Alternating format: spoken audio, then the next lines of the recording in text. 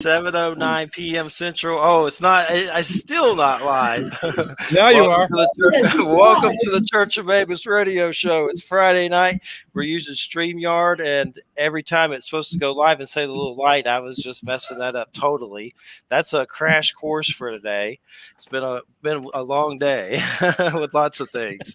Two American bulldogs going to the street to meet the homeowner's guy with his little dog. Ran off as I was watching them, and I about had a heart attack. But I'm okay. I didn't. I'm okay, but it freaked me out. They were good, but it just made my anxiety go through the roof earlier, a few minutes ago. But it's we got Wham here. How's it going, Wham? Wham.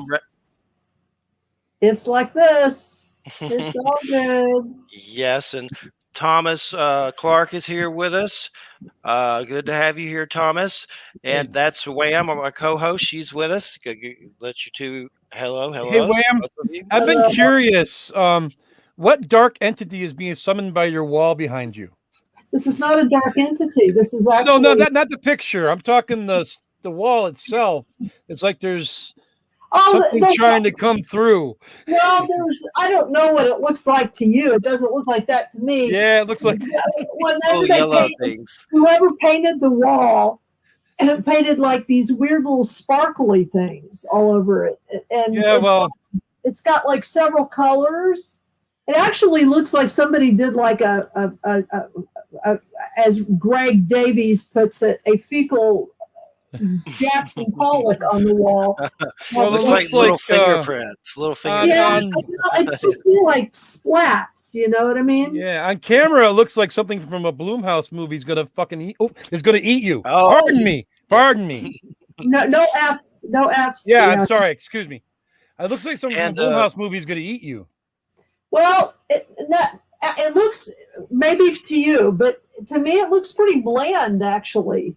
I mean, it's, but if you want to see something coming in over me, that's fine. That's, Maybe I'll put it in a book. I'm all for tentacles. I mean, there's like right above my head here, right over here, there is the Church of Mabus sort of motif over here that's for some reason shows up. Whoever is in your square, the square that I'm in. So, and that's not it. That's actually just projected from Joe. That's from the show. That's but the wall is all something out of a cosmic horror movie. I mean, I guess I'm looking at it from some really far away because it just, But anyway, so that's fine. It has one of those Robin Easter eggs. You can eat the chocolate. Yeah, sort of. This is White Tara, so maybe she's protecting me. I don't know. Yeah.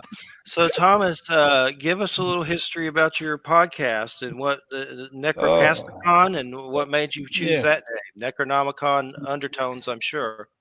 Well, I started out podcasting as a pro wrestling podcaster. Okay. My buddies and I about 12 years ago started covering. We made a podcast to show our fanship to a regional wrestling promotion, and me doing that got me onto a national platform with a bigger website, and that led to me wanting to do more. And I love horror and I love heavy metal, and me and one of my wrestling buddies, we decided let's make a little demo. We made this demo and we shopped it around, and it got picked up by a network, and it's snowballed from there. It's something that we've done for 7 years now. Who are some of the personalities that you worked around from wrestling? Is there anybody I know? Or I know a little bit about wrestling, but not a lot. WWF may be the extent. Yeah. Well, the promotion that we covered was Squared Circle Wrestling in Syracuse, New York. It was a rather popular wrestling promotion, regional wrestling promotion. But a lot of people walk through those doors, and a lot of them are on big WWE TV now, like Kevin Owens. The recently passed away Luke Harper. In fact, I knew people that worked with him and knew him personally. So it kind of hit home when he passed away last year. Yes. And what led you to do? I know you did the podcast, but it's horror and heavy metal. And what else do you talk about on it? Well, pretty much anything. Our motif is our logo, our motif, our business model is horror, metal, and more. So we'll talk about pop culture stuff. Also, we do side projects, additional episodes. When Project Entertainment Network had a Patreon, I did a series of special editions that we did there called "You Got to Be Kidding," where we debunked conspiracy theories, and got into some urban legends and modern legends and whatnot. But for the most part, he said, anti-vaxxers are nuts, and you should, take your vaccines. That's pretty much it. Yeah.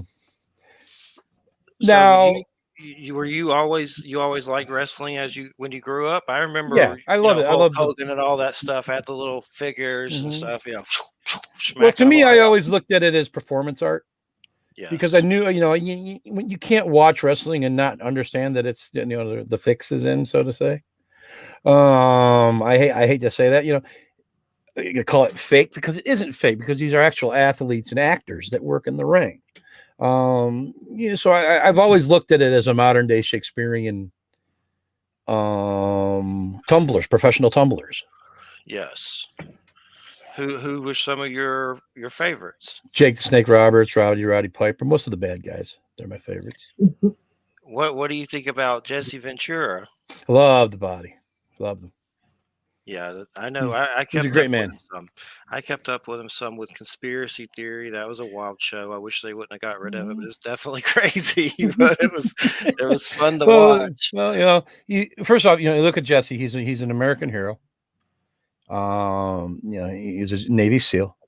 Yeah. And he took that over the top persona that he created, and he made a career out of it in wrestling, and then in politics afterwards. And the man was a damn good governor. Can't say he wasn't. Yeah, I was hoping he was going to run or something when all this, crazy was going on the last election or too whatever. soon. Yeah. I know I remember one episode, and I used to not think much about this kind of stuff, but he had this episode on targeted individuals, and I've had a few people on about that, and it's really creepy, and I don't try to get too paranoid with it, but he did an episode about targeted individuals, and he's like knocking down doors and stuff, going to these places. Like, are you putting out this whatever ray or whatever from the cell phone towers? I think there's something to it, but you can definitely go extreme with it, I'm sure. But one thing I love about that, in things like that, is that they are great writing prompts for the creative community. Because a person like me can take that conspiracy theory that something's being some rays being shot down and mind controlling people, and use it for fiction, and use it as metaphor to talk about serious social issues. Mm-hmm. Yes. And that's what I try to do in my fiction. Granted, I write splatterpunk and I write extreme horror for the most part, but there's always a good moral lesson in what I'm trying to teach you. In my book, Death List, my most recent book, is an anti-suicide book.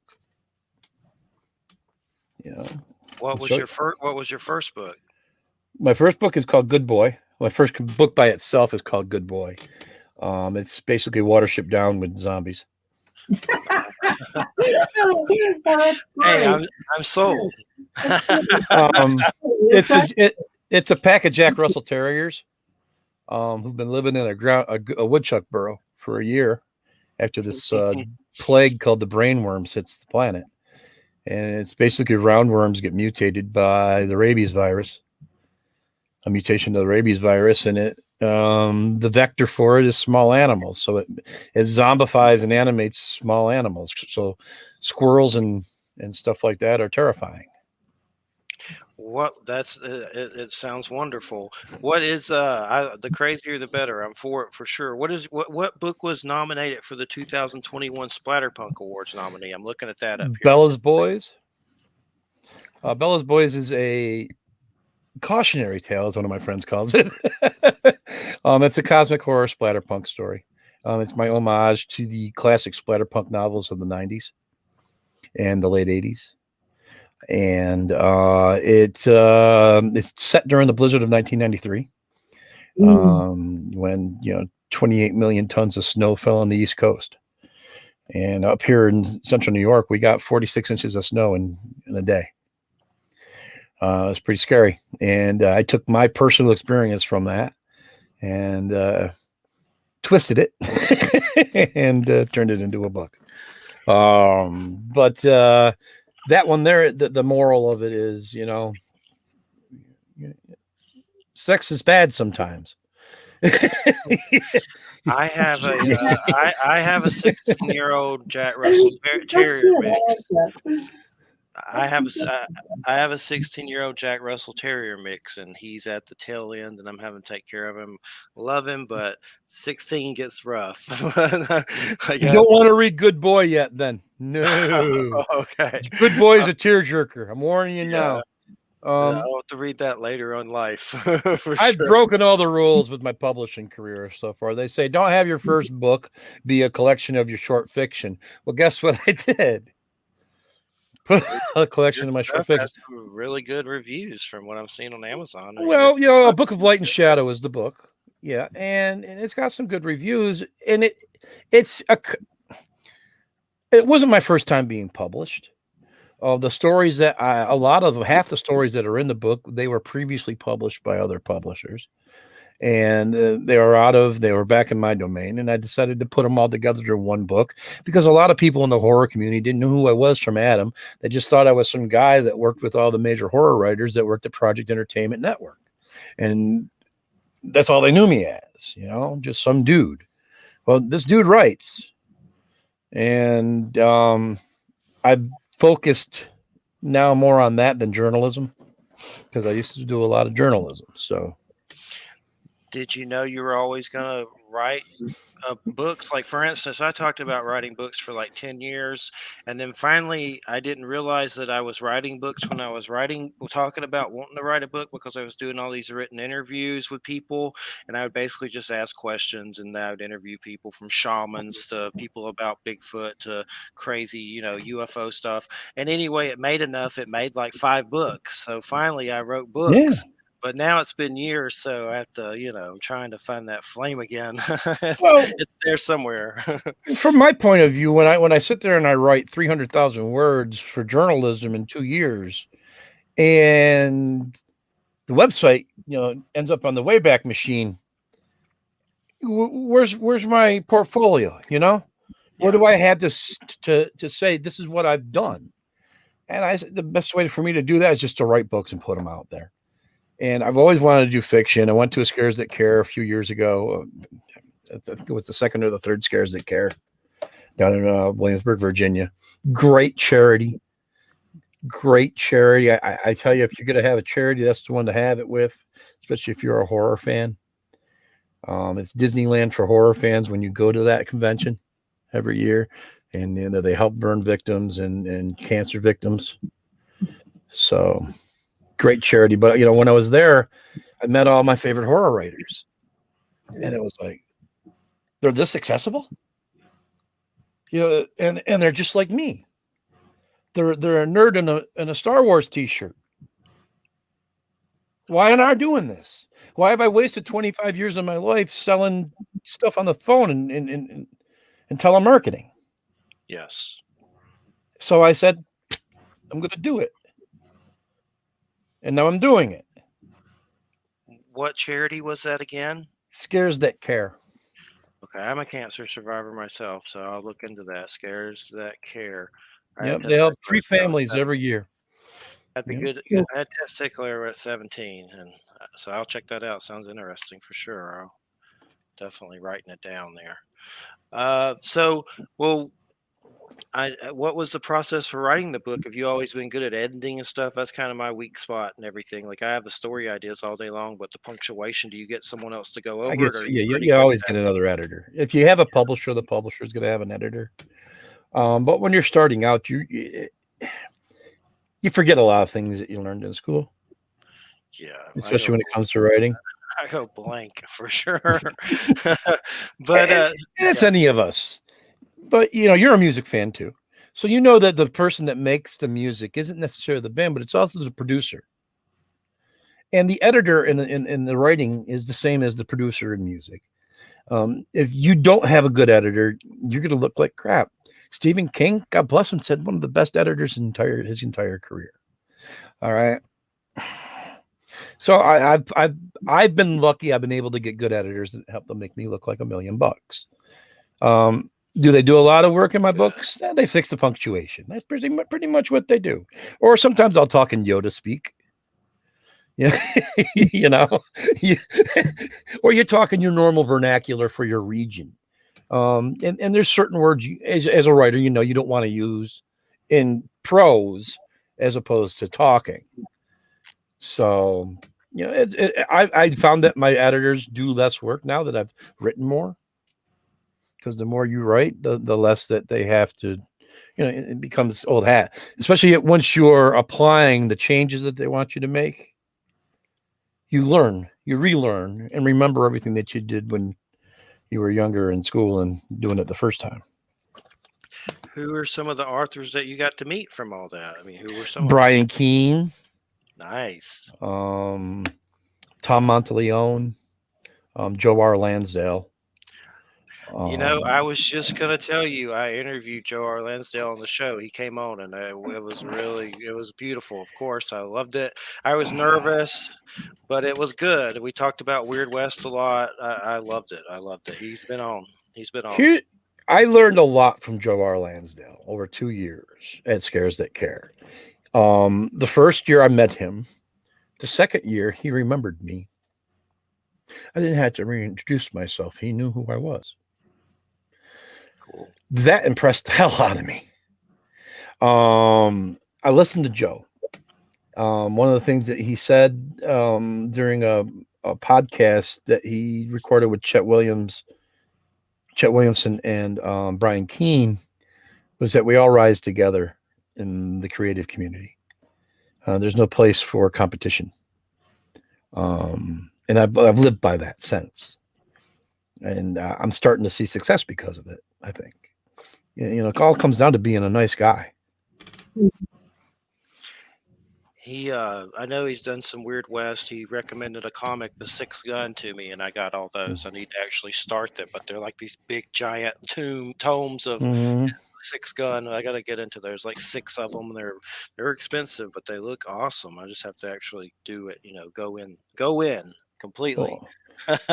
I'm heavily influenced by Edgar Rice Burroughs, and as you know, Joe Lansdale, finished one of Burroughs' Incomplete Tarzan books. So talking to him was just like talking to freaking Edgar Rice Burroughs to me. I'll have to check that out. I wasn't aware of that one. I know I have the Weird West, and I have a bunch of the ones that were like New York Times bestseller. Tarzan's Lost Adventure, brother. Nice. I'll have to there check you it go. Out. How many are there? That's the same book? Or is there like 4? No, it's a series. Okay. They serialized it. Dark Horse serialized it, much in the same way that most of Burroughs' books were serialized back in the day. So when if you look inside, it's illustrated just like an old 1920s pulp would be. Are those going pretty expensive, or are they average? I got that set for a few dollars. Check that out. You'd be surprised. So there's some book that Jeffrey Silman, this exorcist, told me about. It's called Houses That Kill. It's like this 1974 weird haunted house book, and I've been trying to find it. It's like $100, and there's only like one on the internet. It's like, do they have any more of this thing? Somewhere paperbacks from hell. Those books during that era are very, very popular now. We were talking about wrestling earlier, and you know how wrestling fans used to like to exchange videotapes of different promotions and matches with each other. Yes. Nowadays, people are doing that with old paperbacks. Wow. That's a very popular thing. I've gotten recently into like novelization paperbacks, like Zardos, and there was one that I found. Movie tie-ins. Dracula's Dog, like it's an old horror movie, but I've been finding weird ones, and some of them are a little not like super expensive, but more than you would normally pay, I'm sure. But Yeah. I've been getting those for sure. There was All I one gotta I say is I'm glad I got my Escape from New York wow, long nice. ago. Is that a super expensive Escape from New York paperback? Yeah, good luck getting one now for under $300. Mm. I'm not going down that avenue anytime soon. There Mike was McKay.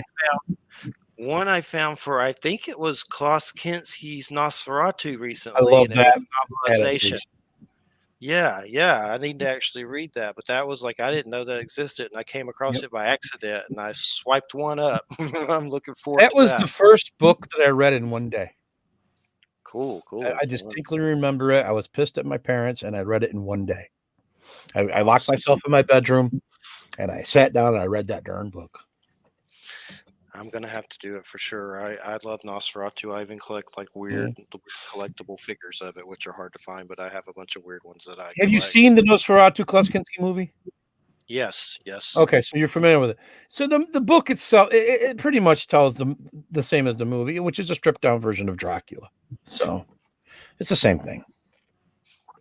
Color and Klaus Kinski for sure. Yeah, I hear they're doing some new Nosferatus. One's going to have that Doug Jones guy in it, and then another one may be done by the Lighthouse guy, Eggers or whatever. Yeah. Like there's supposed to be 2 in production somewhere, but I haven't really heard anything else about it. But I know I've seen stuff about it, but it's kind of they said the If guy, Edgar's does it, it's going to end up with Nosferatu having sex with the sun at the end, so it's just going to be all whacked out.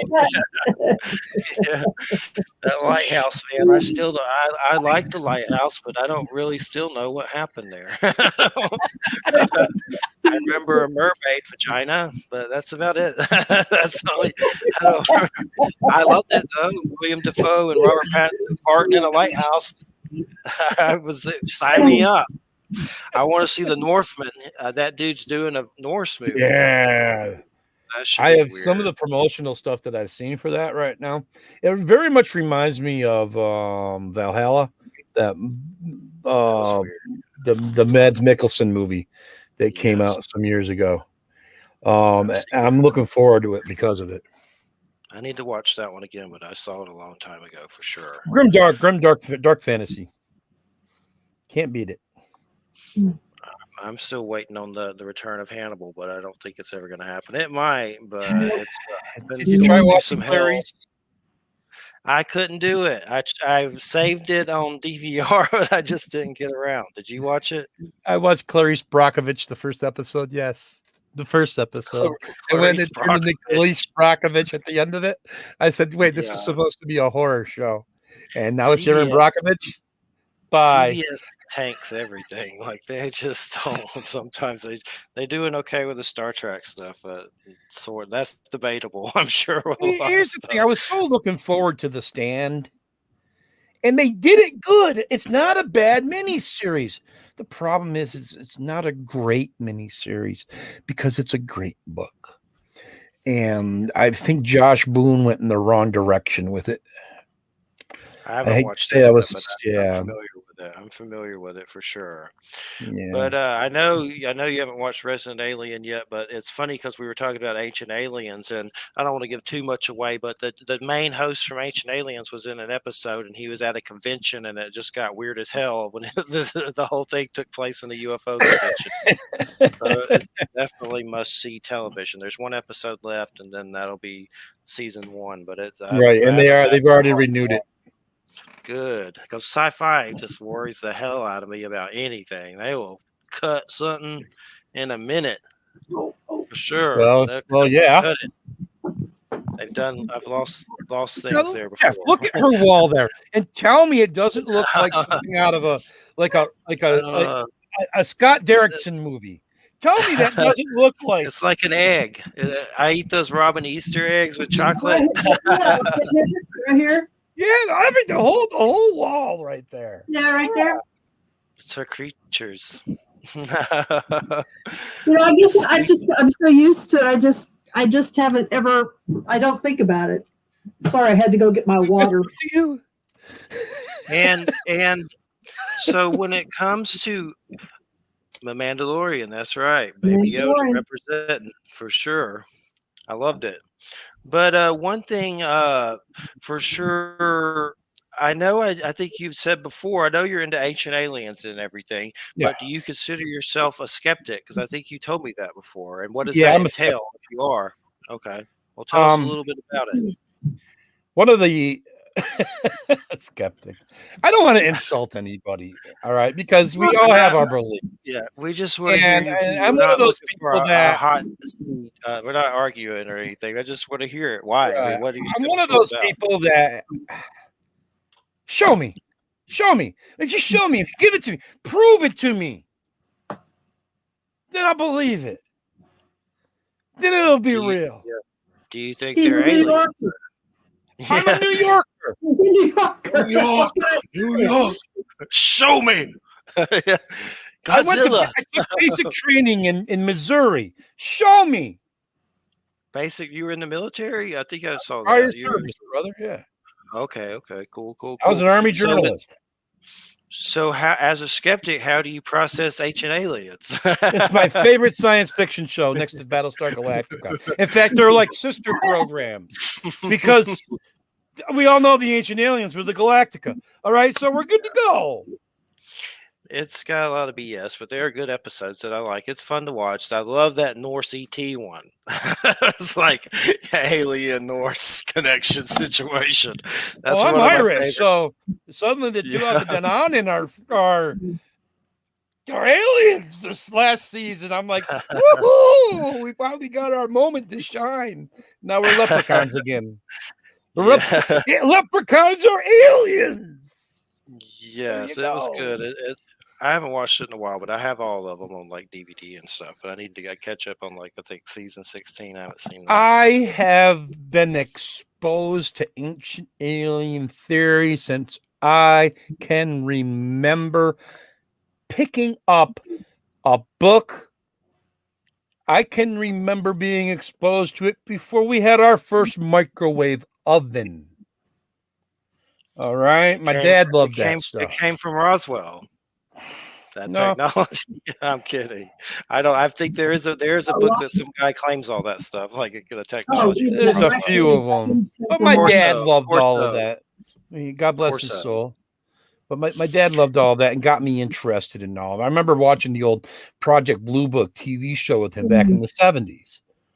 Or whatever they changed the name to it now because of the other TV show that came a few years ago. But that was great fiction. When it comes to UFOs, there is really good like visual evidence that's interesting. That's great. That's great. Some of my documentaries, that I love offhand that that have good footage. Dan Aykroyd's UFOs Unplugged. That's Dan Aykroyd, the actor, smoking, talking about UFOs with footage. That's really good. I think that footage is definitely interesting. I don't know if it's ETs. It could be military crap. I don't know. It could be a bottle of Crystal Skull vodka that somebody just threw in the air and took a video of, too. Maybe. That's a skull, though, isn't it? That'd be some a skull. Who knows what it's going to look like on film? Another good one, Curse of the Man That Sees UFOs. I'd recommend that one. That's a good one. A friend of mine that's a punk rock guy. He's like 60. It's called Curse of the Man That Sees UFOs. And he also has that little dog from Pirates of the Caribbean. The little dog that that was on Pirates of the Caribbean and everything. So let's see here. So what are some of the shows coming up for your podcasts? We book about a month in advance now. We got a couple of good episodes coming up. Let's see. Let me go look here. Didn't think you were going to ask that.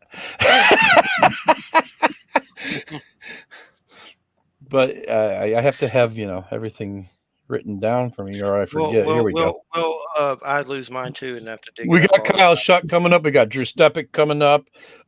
Cover artist and author Lynn Hansen will be joining us soon.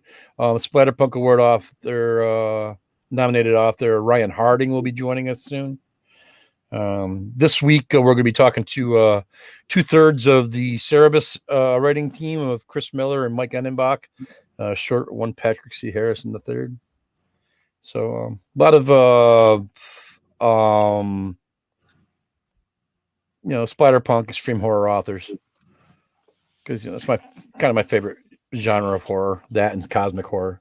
Tell me a little bit about Splatterpunk. I've heard of it. I don't know if I've actually read anything. You've seen I need to Splatterpunk. learn I'm going to about tell it. you. Here's the best example of Splatterpunk horror for you: The Crow. Okay. That's Definitely a Splatterpunk movie. Familiar with that for sure. The screenplay written by David J. Scow, the man who coined the term Splatterpunk, co-written, of course, with the guy that writes Blister Cult's music. There, name slips my mind, I have to admit. But yeah, it's The Crow right there. Another good example of Splatterpunk is Pulp Fiction, the movie Pulp Fiction. Splatterpunk doesn't necessarily have to have a supernatural element. And there are portions of Pulp Fiction that are downright straight up graphic horror. Yeah. The whole Zed's Dead sequence right there. People get kidnapped and put into boxes to turn into sex slaves. Come on, tell me that ain't horror. Which one is that again? In Pulp Fiction. Oh, Pulp Fiction. Okay. Yeah. Pulp Fiction. Gotcha. Yeah. I've seen Yeah. Sure. But I would say there are parts of Kill Bill that are like that too. Kill Bill is very Splatterpunk. Yeah, yeah. Yep. Joe R. Lansdale is a Splatterpunk writer. He's considered a Splatterpunk writer. He was one of the originals. Man, he's like, is he the father of Weird West too? Because I'm sure it started somewhere before him. He worked on it on Nancy A. Collins. He kicked it off for sure. He might have, Jonah Hex right there. Right now they're killing it. The weird westerns that are killing it right now are done through Death's Head Press. They're a small press out of Texas. I believe I have the first 3 of those, and I'm very behind. I need to the splatter westerns. Yes. The first one, Wiley Young's Magpie Coffin. It's basically Elric as a gunfighter. Come on, and Stormbringer's a pistol. Come on, man. How can you go wrong with that? I have those. I just need to read them, man. It was my book of the year last year. I loved it, and he's nominated as well alongside me for Novella of the Year. And I hope he wins because that book is really good. I think they've come out with like a ton more since I've bought that too. I need to catch up. Yeah, they got 13 of them out right now. Wow, they've been pumping them out. I know Duncan Ralston. You know him, Duncan? Duncan is a rock star. I love Duncan. He's on my Facebook, and we annoy each other a lot in a comedic fashion. But yeah, I just saw him on your Amazon, and there's his face staring at me. Yeah, I love jabbing Duncan. Yeah, he's a hoot for sure, no doubt about it. Sometimes he's on with I don't want to sound cocky or arrogant, but I've reviewed and written reviews for Rue Morgue and for This Is Infamous for years. I look at fiction and I look at movies a little differently than other people. And when I can see a difference between an educated opinion and a fanboy opinion. Yes. I love you, Duncan. You're a fanboy. That's all I'm going to say. Canada representing for sure. So and there's nothing wrong with being a fanboy because fanboys are what move the industry. If not for fanboys talking about products and talking about movies and books and music on social media, they wouldn't sell. So we need the fanboys. So let's get into music. What are some of the bands that you growed up with? I'm just trying to get into your head a little bit with your music taste. I'm sure they're more Iron Maiden than mine. I'm familiar with Iron Maiden for sure. Yeah. Dio era Sabbath, Ozzy era Sabbath. I love Goo Goo Dolls. I love Black Label Society. Anything metal. For the most part, without barking singers. I'm not a big Slayer fan, never have been. I like Metallica. I love Metallica. Don't get me wrong. But I like a melodic singer too. So if you're going to look at me for thrash metal, I'm a Joey Belladonna kind of guy. Yeah. To me, he's the best singer in the world.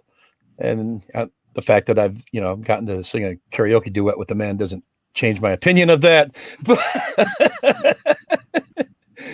But he's the voice. The guy has a Journey cover band, for Christ's sake.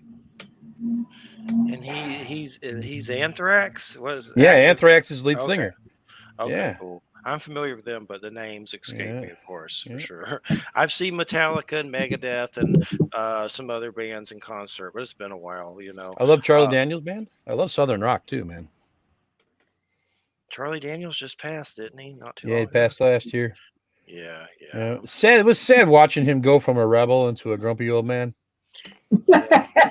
He went to Trump. Yeah, he drank the Kool-Aid. Yeah, he went to Trumplegooch world. I know. Yeah, he did. I'm still struggling to understand that one psychologically on so many. Let's look at, if we want to try to understand it, let's look at how popular ancient alien theory is, and then we can understand why. It's definitely wild, and it's over on many levels, but on other levels, it's not really. He's allowed to launch his own social networking platforms and all this. That's good. Stuff. You can have an echo chamber where you all talk to each other by yourselves. Yeah, we can finally get rid of them. Maybe that's a good idea. I think social media has been a much improved, much better place the past 3 months. It really has. I find myself talking about politics less and less. I'm always going to talk about social issues. I'm always going to be a proponent of civil rights and human rights and sexual rights. But on the same token, too, I don't have to talk about him anymore. And it's beautiful. I heard the president crack a joke about him today, saying how he missed how he missed him. Well, I know. They referred to him. They referred to him as your predecessor. It was hilarious. My predecessor. I missed my predecessor. He paused. He said, "My predecessor." It was actually really funny. I was like, "Oh God!" People forget that Biden has been around forever. I mean, whether you like him or not, right? Whether you like him or not, he's been around forever. He's got a perspective on this that a lot of people, I love that I can make fun of him and not be berated for it now, because I call him Sleepy Joe all the time now. Right. But it's in a term of endearment. Calling the other person a poop gibbon wasn't. Well, we call it a lot worse. Yeah, I call Biden Styrofoam Joe. He is like a waving hand at a sports event, isn't he? I know. I voted for him, but this is our old plastic president. But at least, oh my God, I know. That's crazy. It's been far more peaceful. It's been normal weird crap. Yeah. Well, we conditioned ourselves for 5 years, literally, because there was a year leading up to it. Yeah. Where this war started, and I said to my wife one day, I said, honey, I never once talked about politics before 2015 on social media. I never once. I went back and looked. I was like, what? And now it's been conditioning myself not to talk about it again. It's been beautiful. Yeah. And I think I've gotten through it, because that 90-day thing they say with addiction. Yeah, I think I got over it. Isn't Metallica coming out with a new album? I saw something about that. Like there's something they're working on, or I'm sure they're working on. They probably are. They just had the live album come out. I just wish James could remember the lyrics to "Veteran of the Psychic Wars." There's been a lot of. I was like, is this Motley Crue doing a Blue Oyster Cult song for Metallica right now? Things are weird with music. I like Guns N' Roses. He's still singing. I heard him. I'm like, what in the hell? This doesn't sound like Axl Rose. I don't want to be mean or anything, but it sounds really weird. Like it's definitely strange. It doesn't sound like old Guns N' Roses, which I shouldn't expect it to, I guess, because it's been so long. But I like the old bands, but there's bands now that are out that I love. Ghost, They're good. Yeah, they're good. Lucifer. Oh my God, Lucifer is so good. I haven't heard of If it. you like Black Sabbath, if you like old Black Sabbath, you like 70s rock, you'll love Lucifer.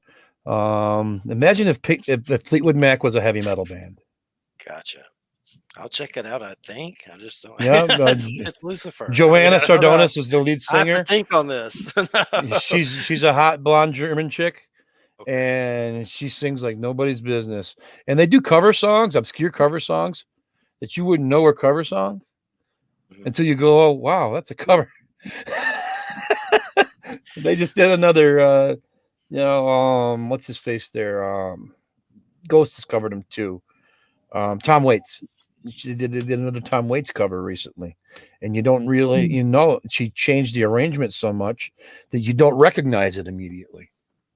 I'll have to check it out for sure. Definitely. I know I sent you that Monster Magnet. I didn't realize that was a cover of some band I never heard of from the '70s. That Mr. Destroyer that they put out. Mm-hmm. I enjoyed it, but that whole new album coming out is covers of probably weird songs from bands I've never heard of. But What do you mean bands you never heard of? They're doing cover. I'll read some of them to you. They're kind of weird. Like some of them I've never heard of. Like the new Monster Magnet album that's coming out. It's all these covers. I'll read you some of them and see. You may have heard of them because you probably more diverse with music, know more about it than I do. But there were some. Let me find it. Let me see. New album. I'll read the titles. So they're going to do Hawkwind, I see here. Oh, okay, that's good. I've heard of them. There was one for the Mr. Destroyer. I was like, I'd never heard of them. You might have heard of them, but let me see. Releasing. Let me see. It's got to be on Amazon, I would think. Let's see here. I've listened to them since Dopes. Dopes for Infinity. Yeah, they do Born to Go from Hawkwind. Cool. And they're a band that you don't really hear much about drama or anything personal. They seem to really stick to themselves. I don't know a lot about the dude from that band, the singer. Dave I Windorf. see him in weird stuff, and then yeah. Yeah, they're just they're a good doom band. That's the way I look at Monster Man. They're a good doom. They're a poppy doom metal band. They had a good little hit there with Space Lord. So give me a little more psychedelic doom, and I'll love it. That's all I want from these guys. And if they do it on the cover album, then they do it. What did you think about? I was Alice in Chains, and I know he passed away, but they seem to have a good little comeback with it. The lead singer Oh they yeah, found that was kind of yeah. impressive. That was pretty impressive. Yeah, it also changes Jerry Cantrell anyway. Yeah, definitely. So that's what you have to look at it. There are a lot of bands that I was attracted to. The singers, you can really had unique voices, like for instance, Nirvana, Typo Negative, stuff. I like metal. Some of it I have trouble understanding what the hell they're saying, but it seems like I love Typo. lot of I like Tool a lot, but a lot of the bands. Yeah, I love. He's so Dracula. What's not to love about that? I was sad that he passed away, but that voice, I've never heard a voice like. There may be something out there a little similar, but nothing like had that. the pleasure of meeting Peter twice, and once I got him to sign one of my rage cards. Every day is Halloween card. I said, dude, you got to sign this for me. And I asked them, because I was a big role playing gamer, and I was running a World of Darkness campaign at the time, White Wolf game. And I asked the guys in the band if they played RPGs. Vampire the Masquerade, right? And they had no clue what I was talking about. They didn't even know the game existed. And I was like, really? Your imagery and your music is throughout these books, and you have no clue what you've inspired. Okay. They are a trip. I'm more familiar with the video games and stuff. All those the ones that have come out revolving around it. Yeah. I know there's some new VR one coming out. I'm looking forward to that. Well, they killed But here's some of the songs. They killed the vampire video game that was going to be coming out. That's not happening now. Oh, the The Bloodlines? company died. They Yeah, killed it Bloodlines is completely? done. Yep, Bloodlines is done. Oh, man. Head developer left. I know. I saw that it was going through turbulence. So I was hoping they'd pull through, but that sucks for sure. Well, here's some songs on here. For some reason, it doesn't really say the bands. Wait, here it does in the description. Motorcycle Straight to Hell. God, who are the Scientists? Solid Gold Hell. I don't know who some of these are. It says the titles of them. It doesn't have the actual band that they're from. It may on the album, but Mr. Destroyer, Where the Wolf Sets, Death, Situation, It's Trash. I'm not sure who the covers are from, but it just has the titles of the songs right now. Yeah, so. They're very obscure, and I like that they're doing obscure. Because they can reinvent the songs. What are some bands that you listen to lately that you've just been blown away by? I've already told you. Ghost, Lucifer, Ghost, The Lucifer. Sword. Okay, The Sword. I definitely need to look into some more Sword. I have some of their albums, but I may have missed Bloody Hammers. I like them. I found those on YouTube, and I like that. Yeah. Yeah. Quite honestly, what I've been really loving this pandemic is the bedroom covers that some of these bands have been doing, where they have the different band members at their homes, isolated, record these tracks and put them all together in post-production and release these little videos of them. 2 Minutes to Late Night's been doing it. That's a good one to check out. So is At the Movies. And here's the thing. A lot of these guys are all like European. Okay. And they're doing American pop song covers, heavy metal bands doing American pop song covers from the 80s. Now, you can't beat that. I saw some dudes do Dead and Bloated from STP. I think it was one of the System of a Down guys. I can't remember who else, but it was really good. Yeah, there's a couple of different groups of musicians that are doing these videos. And you just got to go on YouTube and look for bedroom covers. Just type bedroom covers in, and they'll all come up. The different ones that are doing them. I'll write that down too for sure, so I remember. I make notes. Yeah. Sure. 2 Minutes to Late Night did You Make Love and Fun from Fleetwood Mac with Joanna Sardonis from Lucifer, the guys from Mastodon, and Marty Friedman on lead guitar. It's amazing. It will blow your mind away. I bet you Lindsey Buckingham watches that. He wishes he could play guitar that good. I saw Mastodon at Masquerade in Atlanta before. That unfortunately that place closed down. I found out recently. It's kind of sad. I'm in Florida now, but I've seen Mastodon. It was awesome for sure. You're a Florida man, Jeff? I'm from Georgia, but I ended up down here. It's a long story. My dad died. My mom moved out here. We moved down here. Now I live with my fiance at her house, and she is a caretaker for her 90-year-old grandmother and her mom, and her grandmother has dementia, so I'm here helping with that. But well, yeah, God bless you. Thank you. I'm in the Panhandle. Yeah, we have hospice coming out and stuff. It's definitely a trip for sure, no doubt about it. It's definitely. Wham, where are you? Mira. I am in the Mid-Hudson Valley. The Mid-Hudson Valley. So you're in New York. I'm in New York. Yeah, but I'm over in Syracuse, girl.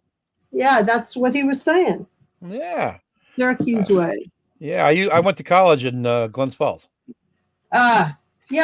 Queensbury. Well, I've been to I've been north. I've been to Syracuse. I've been to Glens Falls. I've been to Ticonderoga. I love Ticonderoga. Yeah, Ticonderoga is very cool. It's got a cool name too. And, I remember when I took my wife there, we were standing on the battlements, and I'm just looking here, and I said, "Okay, you see across the lake there, and you see that land over there?" I said to her, 300 years ago today, there were some jerk-offs over there launching rockets over here and musket balls where you're standing right now." Right. And just the thought of that history that is in upstate New York. And it's one of the reasons I love this region so much. And I put so much of it into my writing too. I really do. I try to incorporate as much of the it's so diverse up here with the cultures between the Native American and the different European cultures and the different Asian cultures that have all melded together in New York to create this just beautiful melting pool of creativity that I can just pull things out of Native American myth or historical events and just play with them. It's a beautiful sandbox. Yeah. I mean, where I live by Kingston, so Kingston was where I live was right. It was right at the center of the first and second Dutch Esopus Wars, and also the Revolutionary War kind of went through here not long ago. I guess it was maybe about 3 years ago or something. There was on Washington Avenue, which is one of the major avenues that goes through Kingston, because of just some water seepage or something, I don't know. But they had a major sinkhole that like opened up in the middle of one of the main roads, and they couldn't repair it easily because it turned out that part of the reason why it had collapsed there was whoever had like it was built on fill. The road was built on fill that had been used to conceal or cover up some old battlements that dated to the Revolutionary War, and they had been like filled in and covered up, and then there had been some flooding or something, but they didn't want to just fill it in because it's historical. Well, it's historical, and they needed archaeology.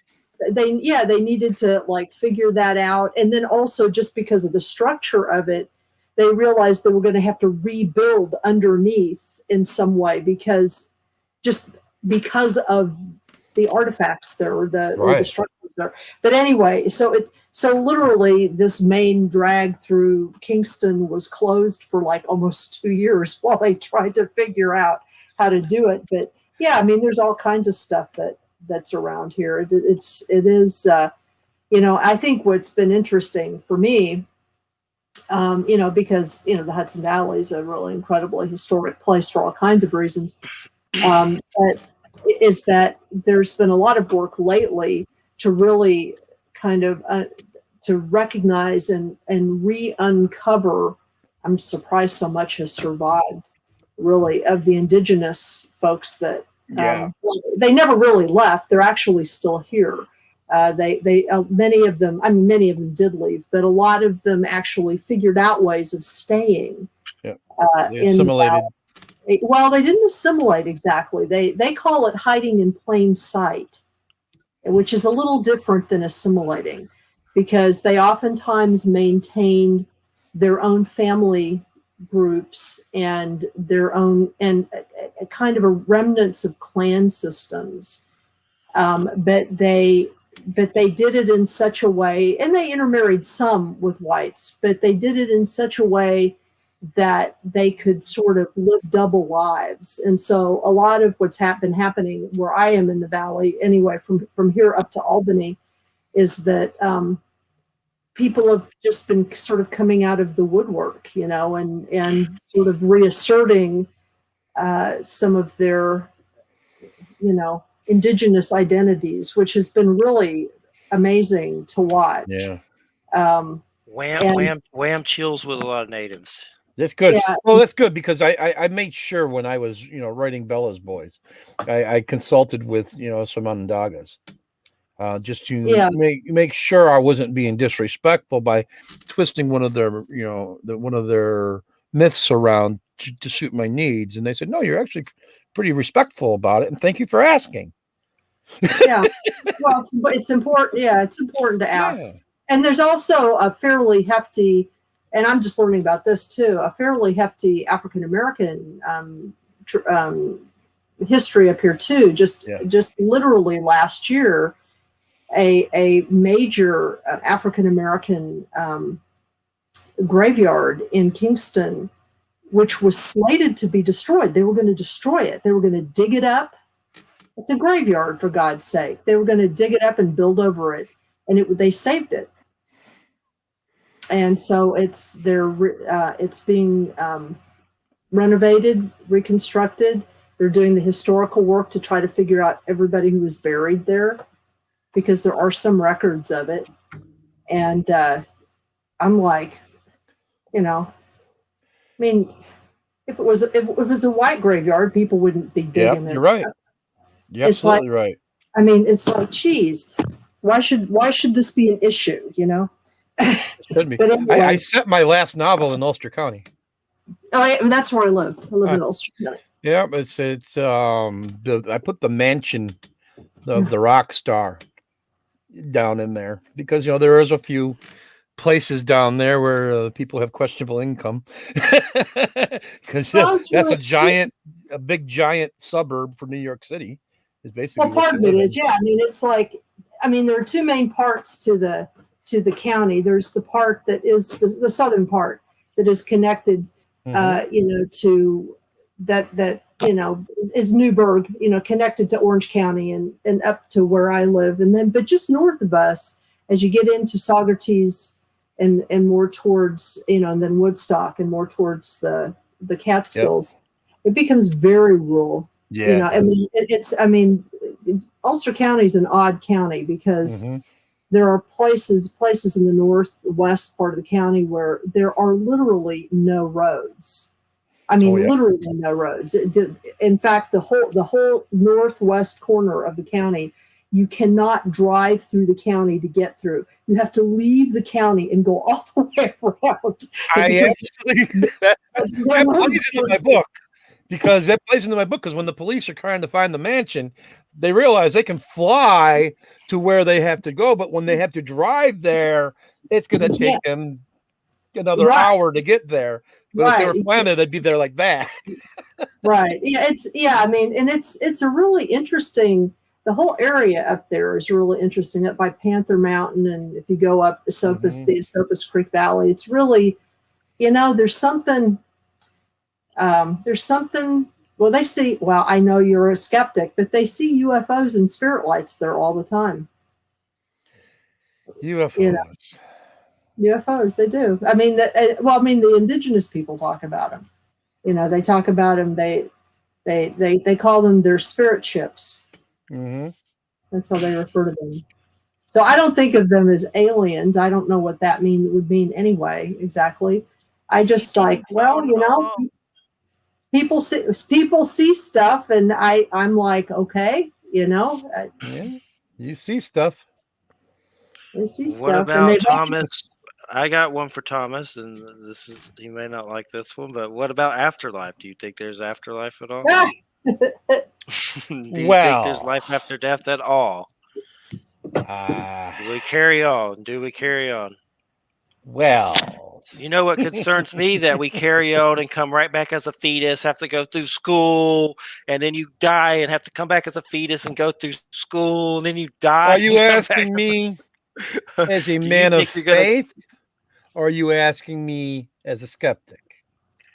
Well, you're a man of faith. Because there's two of me.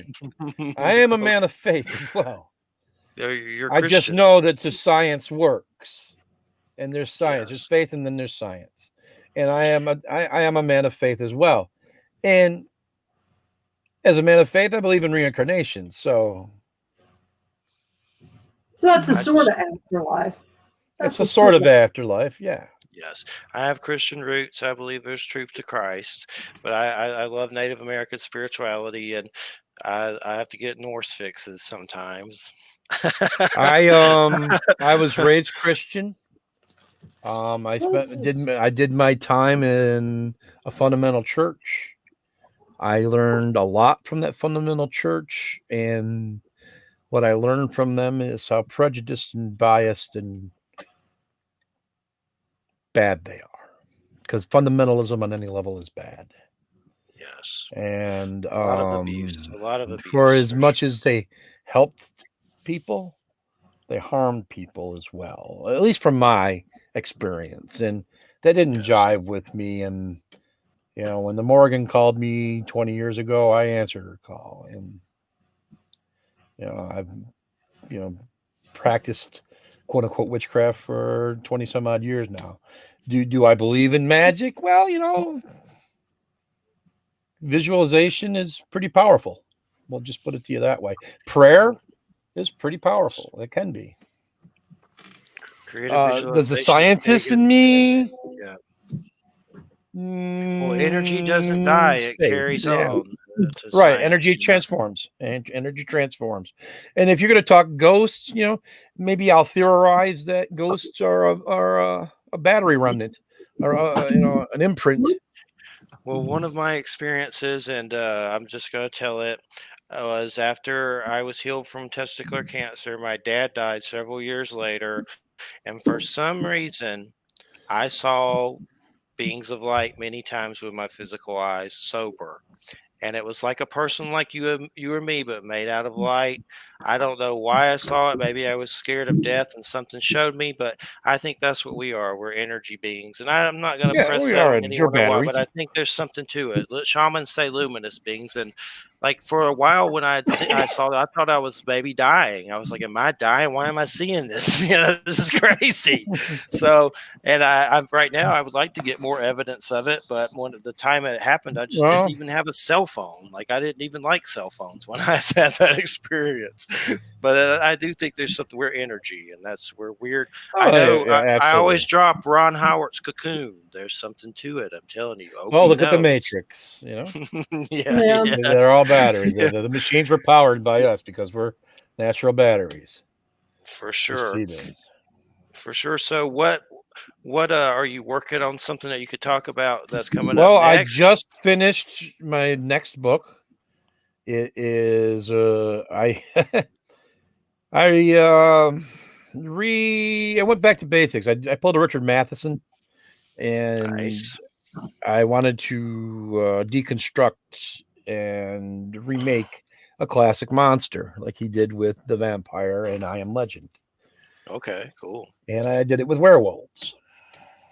Nice. And I know it's, oh my God, another Wolfman novel. Oh, really? Another werewolf book. Oh, come I got on. those Howling Hey, books you know, on it's not recently. zombies and it's not killer clowns. My God. Well, maybe it is clowns. Who knows? But the publisher that picked it up is calling it Cycle of the Werewolf Meets the Wicker Man. It I'm takes gonna have to place in check Apple that Country out. in New York. You've probably been up to Apple Country yourself, Wham. Yep. You know it's pretty weird up there. There's Yeah. more It's Confederate flags in Apple Country, New York, than there is in Alabama. yep. It's true. It's true. These Oh, people are working really hard pretending that they're Southerners. I tell you. Yeah. And it focuses on an Irish family, an Irish American family cool. that owns an apple orchard, and their neighbors. I drew a lot of inspiration from the Mew and Mound Druid Grove in Kirkville, New York. I reimagined them as Uith Mound and put them down in Apple Country. There is werewolf stuff in Irish folklore. I know I've Yeah. seen some stuff like that. I couldn't Oh, tell you there is. details, It but I know is. I've seen some stuff, articles and stuff. But this I've taken Irish myth is weird. It's not like many mythologies, like Greek mythology. We know what the Greek myths are because they were told and written down. Well, Irish myth wasn't written down. The Druids passed down the stories, and different Druids told different stories, and they embellished and changed. It was all oral tradition. So there is no written record of Irish myth. And I'm a big fan of that TV show Vikings that was on History Channel. That was fun. It's Yeah, good. and one thing they did with that show is they reimagined history a little bit for it. They took Took people of liberties. notable. They took liberties. They took narrative liberties with the timeline, which they needed to do. If you're going to tell a good story and a compelling story, you need to take this princess and this queen, make them one person. That kind of thing. Okay, there's 60 years between these two characters. Let's make them brothers. That kind of thing. But it worked. So I took that approach with Irish myth. And I took the myth of Cuchulainn and how he suffers from, was cursed with this berserk rage called the Rheostrad or war spasm. And berserker. And I incorporated some of the Irish werewolf mythology into it and created something new. I went back through and I studied Clifford Sidemeck's Wolfman script from the 1940s movie. And that is the werewolf character in that is metaphor for white supremacists and Nazis. Okay. Wow. Well, okay. Gotcha. When they initially wrote the script, the pentagram was a Star of David. And because of anti-Semitic thoughts in Hollywood and whatnot at that time, they were afraid of backlash. They had them change it to a pentagram. The gypsies were actually Jews in the original. Gotcha. Jewish fortune tellers. So I took, and what it shows is how easily a man like Larry Talbot can be seduced and infected and cursed, to hate his fellow man. So I took that and I pulled a Richard Matheson and I flipped it up on his head and I made him liberals. Cool. I'm gonna have to check it out for sure. Yeah. I know recently I got those Howland books. Like there's a 3 trilogy smacked in one. Well, there's a lot of I love the Howling. I love Gary Brandner's The Howling. It's one of my favorite books from when I was a youth. And I I took the aspect of that clan, that hidden, group where the pack where they live together. Yes. And I ascribe that to this in some manner. And there's a heavy Wicker Man influence on it too.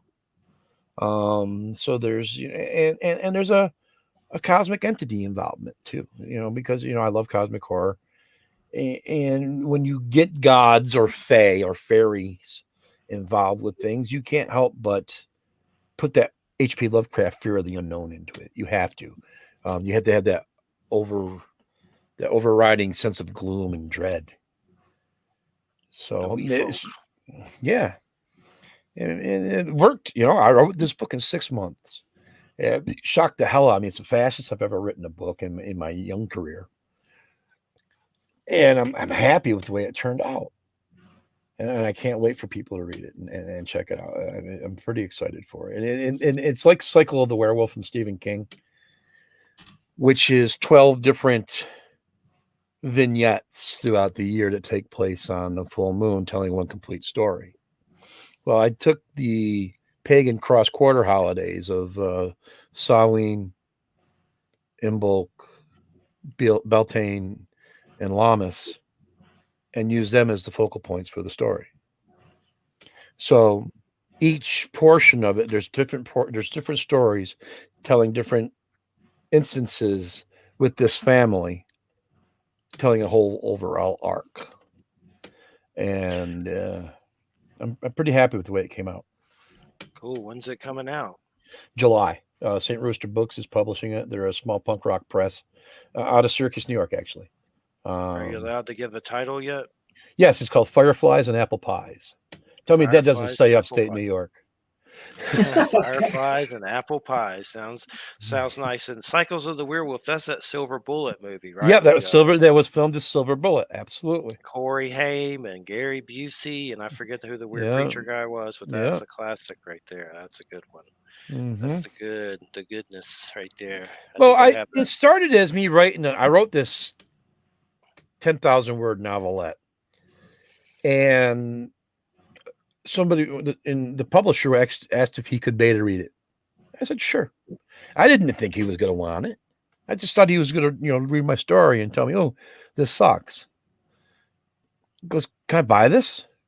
Can you write more? I said, wait, okay, hold on. Let me think about this. And then I gave it to my mentor. I have 2 primary writing mentors, Lisa Vasquez and Garrett Cook. And I wrote the story under Garrett's tutelage. So I took the story and I showed it to Lisa. And I asked her to look it over for herself. And she said to me, the first word she said to me, she goes, I can picture myself sitting by a campfire and you telling this story right now. She goes, "This is the best thing you've written yet, Tommy." I said, "Okay." All right. So you should expand on it. Okay. So now I've got 3 people telling me I should expand on this 10,000 word novelette. How do I do it? The publisher says, "I've always wanted to have a book like Cycle of the Werewolf." And it just clicked with me. I've got these Irish werewolves, and I'm putting a lot of pagan symbolism in it. I'm trying to go pre-Christianity on everything. I don't mention God and Jesus unless it's somebody normal getting killed, and they're screaming that word before they die. Are you going to do more of them, or is it just? Well, it depends on public response. If this first book, if it goes over well, would I love to go back and visit this family? Absolutely, because they're such a fascinating family. And for once, I'm just so tired of the werewolf being the complete bad guy and everything. And maybe it's because I played White Wolf games and I'm used to him being the hero. I don't know. So they're not necessarily villains, but they do bad things. Because when you with horror, and especially cosmic horror and folk horror, because that's what a lot of this is, there's that ambivalence towards other people, the outsiders, and where they're treated differently, like in Midsummer, for example, or Wicker Man, even when they stick the cop in the fryer, so to say. Yeah, definitely. Not the roaster. The roaster. Yeah, that's the word I was looking for. The roaster. But not the bees. The bees. No, not the bees. Not the bees. Why? What is everybody's love affair with Nicolas Cage? What is this? Yeah, I can't. The man cannot act his way out of a bucket. The only person who's worse than that is Keanu Reeves, and at least Keanu Reeves is a good. He can act. Don't give me that. I'm going to argue. Wham! No. I don't like his acting. I don't like it. I have a right not to like it. You do have a right not to like it.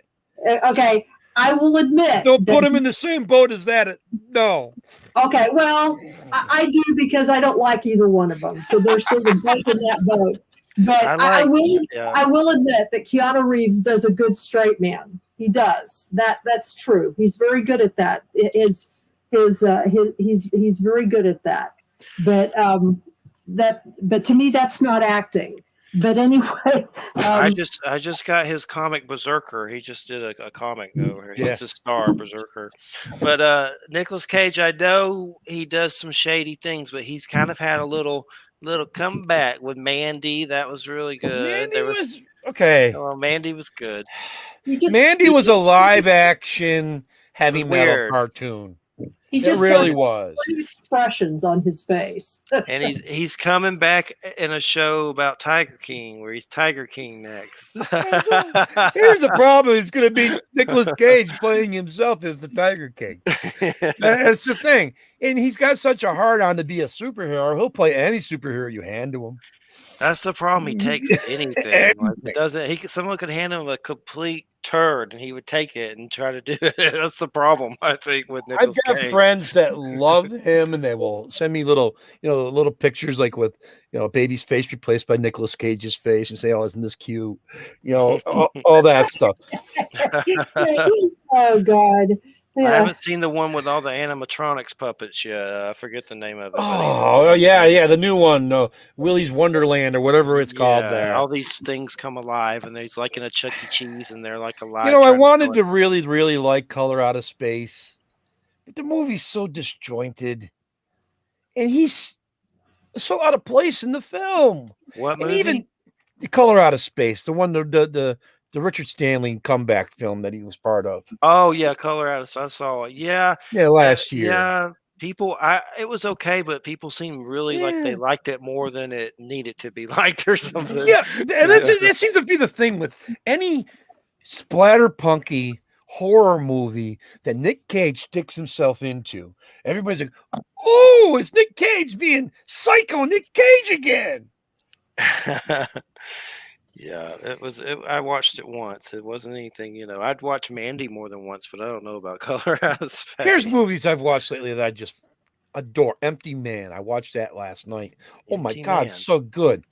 To look that up. Possessor. Possessor will blow your mind. I saw that. That was weird. Definitely. Come True. Come True is just it's these movies with these glum endings. I love walking away feeling like I had my soul ripped out of me. Empty Man and Come True. I'm saving them. Yeah. No, yeah. Absolutely. Have you seen Becky yet? No, I haven't, but I think I know what you're talking about. Kevin James is a white supremacist versus Rambo. If Rambo was a 16-year-old girl whose mom just died. I didn't watch it, but I know what you're talking about. I saw it somewhere for sure. Wham! If you were a 16-year-old girl whose mom just died, should anybody mess with you? No. Okay, what if you had an outboard motor? I'm sorry, what? What if you had an outdoor boat's motor? What are the things that you could do with that as a killing weapon? As a killing weapon? Well, I could if I could turn it on, I could chop people up with it. Yeah, watch Becky. Okay, there you go. It's all the information you need. Well, I don't really like movies like that. But she doesn't watch TV much. I don't watch TV, and while I do like some horror, the horror that I like is quite different than. Oh, you like the quiet horror? No, I like psychological horror. I like avant-garde horror. Okay. I'm much more of I like the kind of horror that like David Lynch has, or surrealistic stuff like the horror that you'll find in something like some Japanese horror is like that, or what is it? Pan's Labyrinth, stuff like that. I'm not, yeah, where it's sort of unreal and dreamy, and you don't really. I mean, that's part of the reason why I actually did like Freddy Krueger stuff, Nightmare on Elm Street, especially the first two films. Oh, because it's dreamscapes, right? Because you don't know what's real and what isn't real. But I'm not a big splatter fan. I'm just really not. That's just not, and it's because of my own history in my life, and I have experienced too much horror to really be able to deal with it being shown to me. Now you know why I call myself a speculative fiction writer, so I don't scare away people like you who I could otherwise engage with. Right. Well, and horror to me is I'm much more. I guess that's part of why I do like Lovecraft, because because when you say cosmic horror, I do like that because there's a lot of it that's very psychological, and connected to the uncanny. So I like uncanny. That's fine, but I don't watch a lot of movies and I don't watch a lot of television because I haven't had a TV in my house for 25 years, so. I just don't pay any attention to that stuff, and like the music that I listen to, I like avant-garde rock, like David. I'm more of a David Bowie kind of person. David Bowie, Lou Reed, love them. Patti Smith. Psychedelic Furs, that kind of stuff. And in fact, one of my favorite bands is a really obscure band called Crawling Chaos, which only released 3 albums, and it's impossible. They're out of Europe, and it's impossible to find any of their stuff hardly at all anymore. Crawling Chaos. Crawling Chaos, yes. You like Blackmore's Night? Yeah. I love Blackmore's Night. You might be able to find, Jeffrey, you might be able to find one of Crawling Chaos's albums on YouTube called The Gas Chair. Nice. That album has been up before, and it dates from the early the early 80s. It's and only available on vinyl, ever available on vinyl. And then I also like jazz. I'm very much of a jazz blues kind of person. So I'm a metal or outlaw country folk. I mean, I like some metal. I do, but the metal that I like is the metal that kind of, it's the kind of classic rock and roll metal that was very influenced by the blues, so that, like the kind of the Eric Clapton, Cream, So you like Black Sabbath and Led Zeppelin? I mean, up to a point. I mean, I get tired of Black Sabbath actually, but yeah, I mean, and very, I was listening to last night. Guitar driven. Huh? I'm sorry. What? Let me tell you, one song I was listening to. I said one song I listened to last night. I'll sing it for you real quick. When the last eagle flies over the last crumbling mountain, last unicorn. Oh, God. I was listening to that. You've seen the cartoon of that, right? Jeffrey has ever sung on his broadcast. When my friends were watching the Never-Ending Story, I was reading Michael Moorcock, so I didn't really get into the Never-Ending Story, if you know what I mean. I actually did karaoke recently here with a bunch of people, and it was weird at first, but there was some I killed it on. I did pretty good, but it definitely was awkward. I had to be drunk some. You know what my day job is, don't you? Singing? No, I'm a karaoke DJ. Oh, okay, really? I know you do music stuff too, but really, what's that like at a bar? I mean, where do you do that at? Yeah, well, my business is shut down now because of COVID and bars not being open for entertainment. So the past year I've been unemployed. But so that's basically what I do as I run music bingo and karaoke at bars. Is it gonna come back? I mean, it's gotta come back. Yeah, it is, but do I want to go back and do it now? In Florida, they're acting like it didn't happen at all. Most of them. I wear a mask, but I swear there's people out here. Well, hey, Tom, have you been able to get vaccines up there? Yeah, I got my first shot yesterday. Okay, because I just got my second one 2 weeks ago. So there you go. You're good to go. Well, got my little app on my phone. Yeah, I work on in education, so I was able to get one, But no, the music that I've been listening to lately is bardcore. Which I love bardcore. Bardcore rocks. It's so great. I love it. Especially I'm writing that down. I'll write it down. Flinging. She's so great. When I was writing Fireflies and Apple Pies, I was listening to old music because I wanted to get that Celtic Gaelic feel.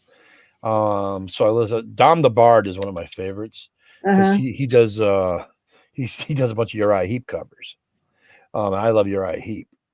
So The Lady in Black's one of my favorite songs, and hearing that song done in bardcore is so freaking cool. Yeah, they're so amazing. I mean, but the first time I ever heard Hildegard of Bingen do Creep, I was just like, this is so good. I listened to it like 7 times. I was like, oh my God, this is great. Yeah, if people don't know what bardcore is, it's I don't, but I wrote it down. Traditional arrangements of modern songs. And most of them are hard rock songs. It's a band. It's a band, or it's just people. It's a genre. It's a genre. Oh. And in fact, the genre was born on Reddit. It was created in a subreddit, and then it moved to YouTube. And there are all kinds of bardcore people now, including folks who do these really interesting, like they do a Latin version of they do Latin versions of Nirvana songs. It's, where they actually, or they do Norse versions. Norse bardcore. Sounds like people are going to come and pillage your village. That's what I was going to ask. I played that Assassin's Creed Valhalla, and there was something in it where they did this little rap battle. It was called Flighting or something, or I think me and Wham talked. Yeah. And I had never heard of it, but that's what this kind of sounds like for some reason. Well, that's why I love people joke and make jokes about the Icelandic lullaby scene in the Snyder Cut. And I don't know about that song choice. That sucked. I'm watching this going, holy crap! They're singing him a lullaby because they think he's their god. Yeah, it was cool. They think he's a Norse god right now. Are you guys idiots? Oh, again, fanboy or educated critic? The fanboys, you know who they are. The ones that go, oh, that's an awful song. That song was bad. Oh, why was that there? Oh, I liked it. I enjoyed it. It was long, but it was good. The Joker seemed a little bit better than the crappy one in Suicide Squad, he but wasn't a crappy one in reminded me of Suicide Squad. reminded me of Jim Carrey. You liked him in Suicide Squad? I want the Ayers cut because the Ayers cut's 1 hour of him. Yeah, he's just The Ayers kind cut of opens up with Batman catching Joker just and the Harley Joker Quinn. I'm not used to. It's kind of like like Little Wayne or something. He's still the same Joker that was in that movie. But I thought he was better in the Snyder cut. So and I know he didn't get enough airtime and stuff, and they screwed him out of that. I like Jared Leto, but I didn't resonate with that Joker as much. But for some reason, the one in the Snyder cut, it sounded like Jim Carrey. But I thought I liked it. I mean, it was better. It's the same character. What you saw in Suicide Squad theatrically, or even home with the, extended cut, which isn't still not the Ayers cut, was the reshoots that they did. They didn't use anything that he filmed with Ayers. What he saw of him that he did with Ayers is put in that little montage. Where there's nothing, you don't hear any dialogue or anything. Same Joker. All those tattoos are just covered up by the white face paint and the nightmare sequence. So that was like a dream at the end of the Snyder cut that he was in, like a dream, or was it? It's a premonition. It's a warning him of what could possibly happen. Because there is a multiverse. You have to understand there is different worlds and different things happen in different worlds. They're not even going to make a sequel to that, are they? Okay, 1.4 million tweets about this in a 24-hour time period. Yeah, it's the most tweets about any theatrical film in history. Yeah. You tell me there's not going to be more. You tell me Warner Brothers isn't genius by saying, no, we're not going to move forward with the Snyderverse. Yeah. You tell me they ain't. You know what I'm looking forward to by Snyder's that Army of the Dead coming to Netflix. That zombie Las Vegas flick he's making that's coming to Netflix this year. I love Dawn of the Dead, the remake he made. I love everything Snyder's done. He has not, to me, he has not made a bad movie yet. I love Sucker Punch. I love, you know what I love with Watchmen? I love watching the extended cut and taking that break and putting in Tales of the Black Freighter and then going back to the movie again. That, it's beautiful. That movie is so well done. I loved it. So the owls. It's 300 with owls. Come on. It was really good. I just recently got those 2 Alan Moore absolute Swamp Things. So I'm looking forward to those. Everybody loves Alan Moore's Swamp Thing run, but I love Nancy A. Collins' Swamp Thing run. Far superior. I saw that available. I'll have to check it out for sure. Yeah. I saw it available, no doubt about it. And then I recently got the Spawn 50 issue thing, and there was the Alan Moore Providence. That's pretty weird. That's kind of hard to guess. Lovecraft of Alan Moore.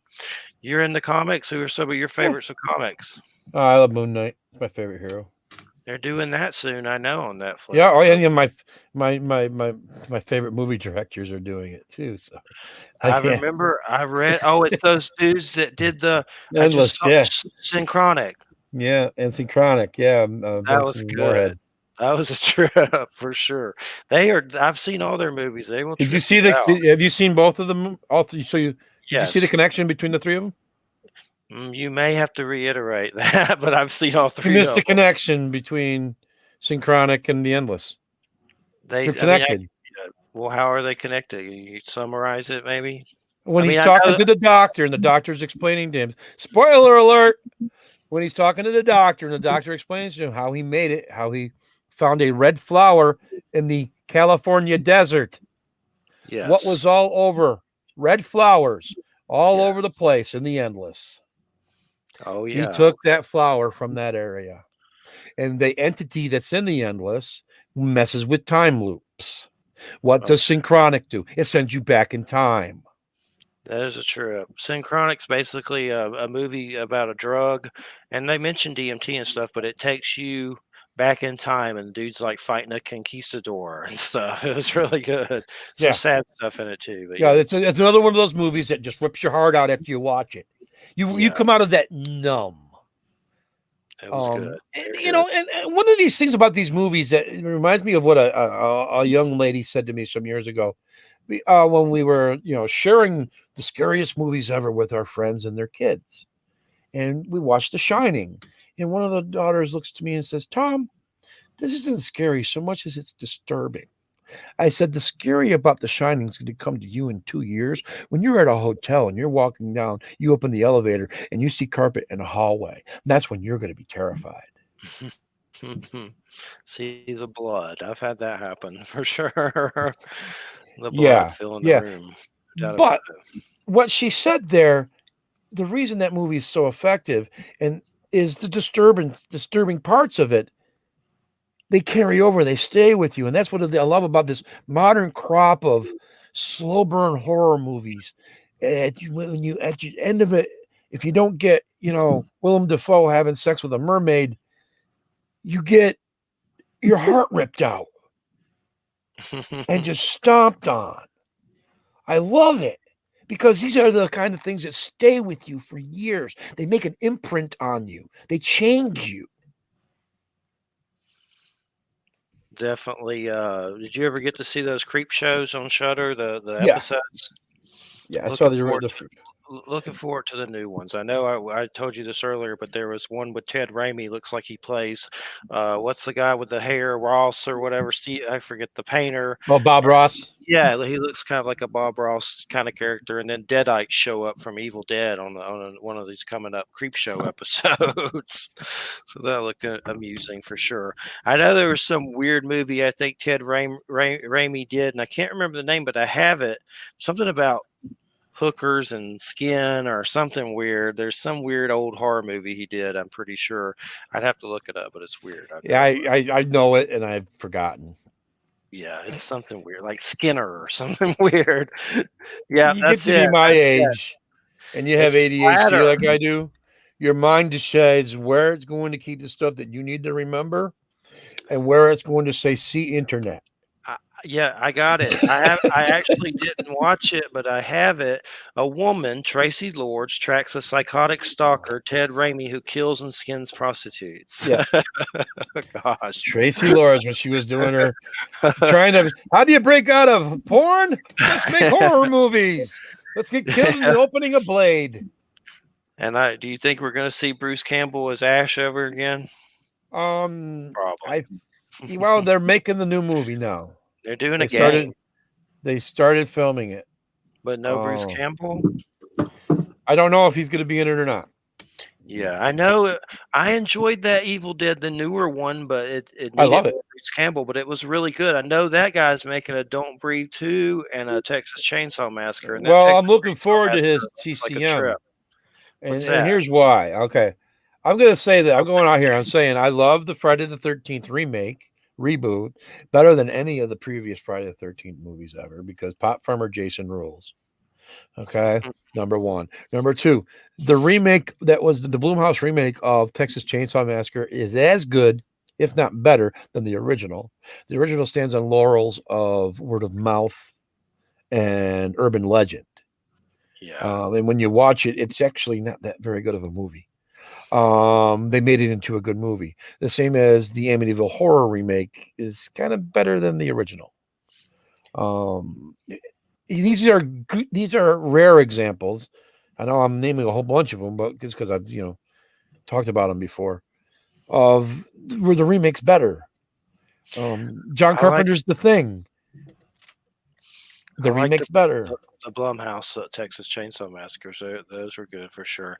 Yep. I think that guy's going to definitely, the guy that did Evil Dead, and I have trouble saying his name, but he's going to do a good one for sure. It's going to be. It's because you're Florida man, and your accent gets in the way of the vowels. Georgia, it's Georgia. Well, you say it. You say it. I want to hear. Hold on. Hold on here.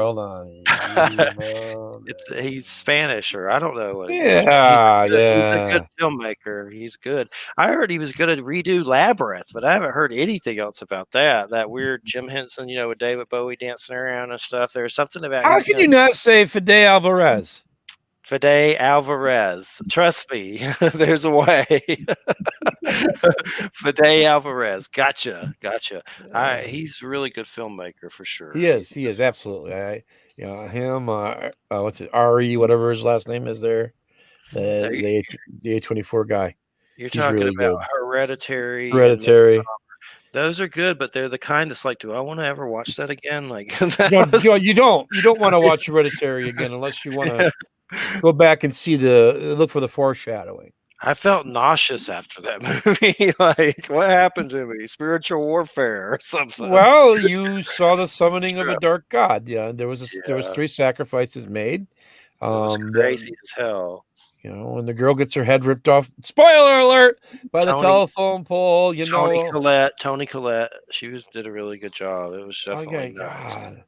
She made me want to put her and the mom from the Babadook in a room together and just lock it.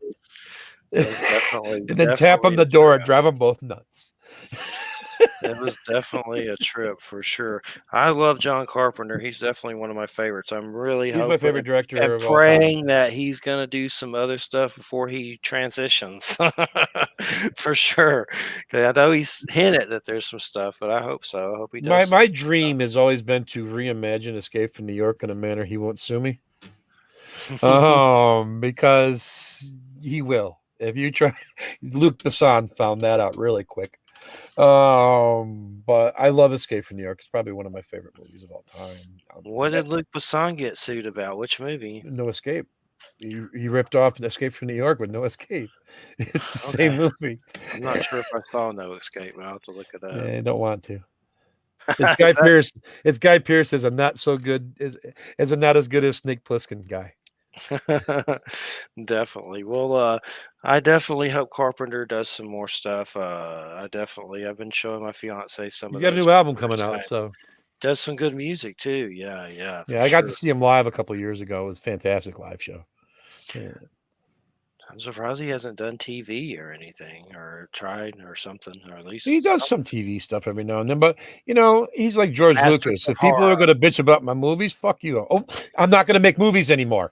I'm sorry, I'm not going to make movies anymore. So that's how John is. You're on the delay, so we're okay. Yeah, get that beep out there. Yeah, get the beep in there, man. I've been good. That's only number 2 for 3 hours, man. I'm good. But John Carpenter, we saw Christine recently. I love They Live. That's just haunting as hell on so many different weird levels. They Live is just, oh man. When I was younger, I didn't care for his adaptation of Christine, but when I revisited it as an adult, after reading the book again, I realized that he did the best he could with some pretty iffy material. Yeah. Based off of the script that he was given. What book are you talking about? Christine. Okay, yeah. Because Christine's it's not that it's iffy material, it's a hard story to tell because it shifts point of view.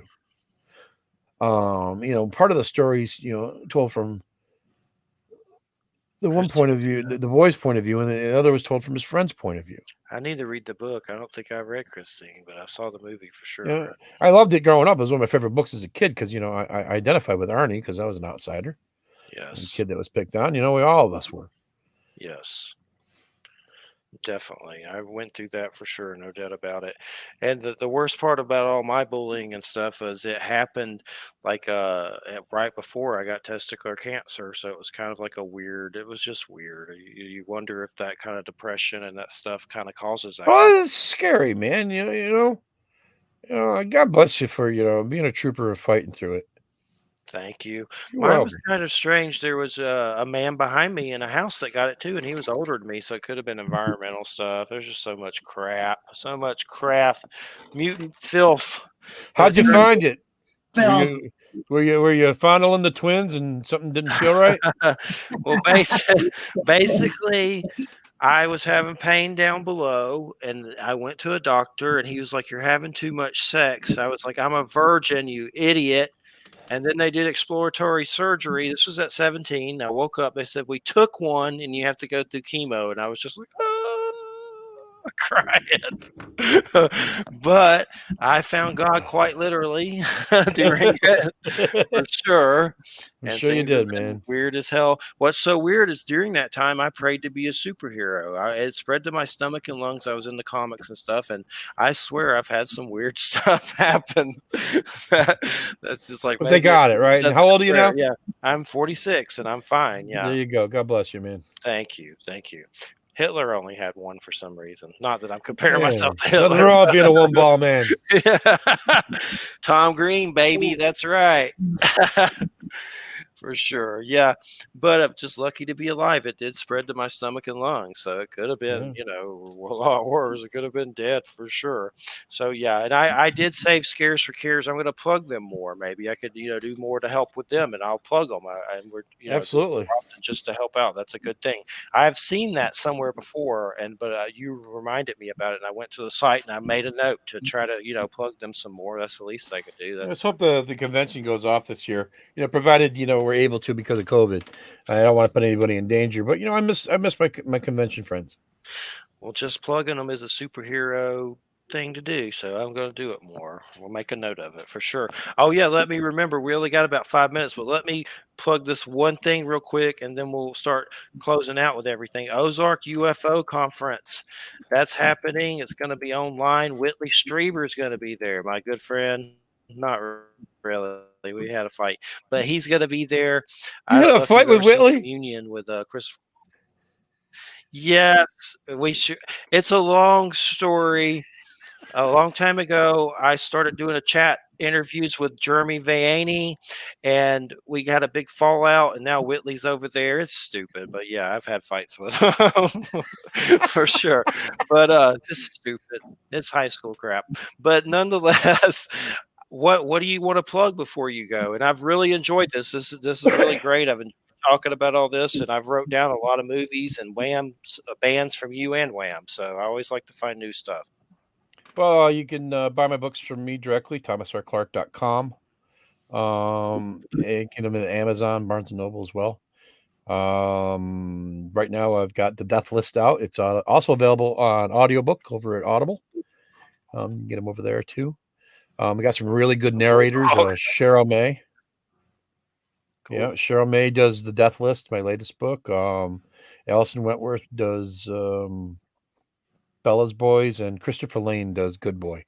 Christopher Lane, the narrator for Good Boy, sounds like one of those narrators for a 1950s Disney nature movie. Cool. And it's wonderful, especially when he describes, dogs and zombie skunks fighting. It's pretty awesome. It's on Audible? Yeah, it's on Audible. Yep. You can get them there. And that Ed Kemper guy does audiobooks. That dude, the co-ed killer. I've saw an article. Yeah, I've thought about trying to reach out to get Ed Kemper to do it, but he's expensive. I bet so. It's definitely haunting for sure. I actually prefer female narrators because their voices to me are a little more soothing, a little more comfortable to listen to. Gotcha.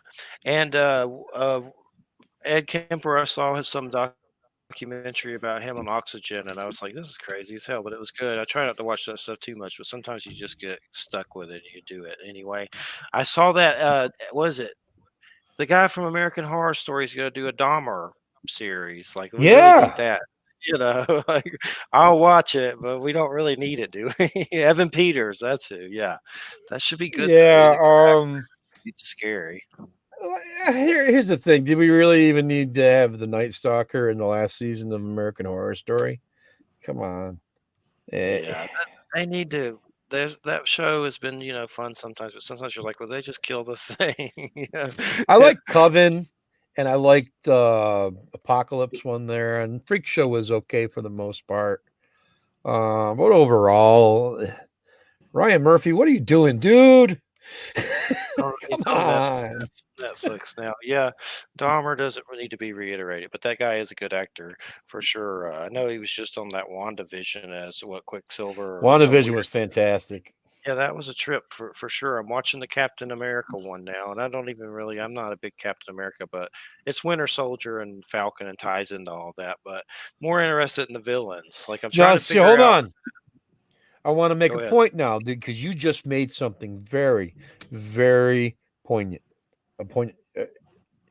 You don't normally watch Captain America stuff, but you are watching the show on Disney Plus. You are the Yes. audience that they want.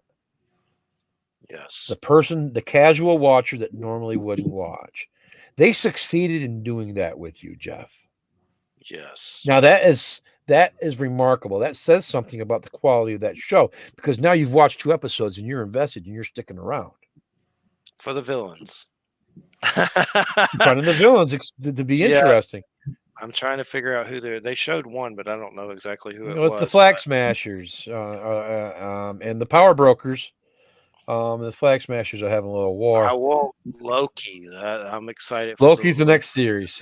Yep. Yeah, I'm very excited for that one. I love the actor that plays him. He's a good actor. I saw him in Only Lovers Left Alive, but Jim Jarmusch. That was That's pretty another good. He's great always, vampire movie.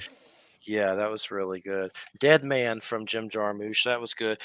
What was the other? Dead Don't Die with Bill Murray. That was actually fun too. You know, it was definitely the zombie movie with Bill Murray and Adam Yeah, Driver. that one was kind of odd. Yeah, that song I listened to it over and over and over. The Dead Don't. ODG. Yeah, that was a good one. Wham, you still Well, with us, Wham? Yeah, I was just looking some stuff up. Actually, I was just looking some stuff up. we I have was. one. I was- We have 1 minute, so it's been 1 great, minute. Thomas. We Thank appreciate you it guys so for much. having me. And let me know Yeah. about the werewolf thing. I'll plug it again for you for sure, and I'll pick that one up. I love a good werewolf. They're hard to find. I mean, they're not that. I mean, werewolves aren't as popular as the other stuff. People love them though, but they're not.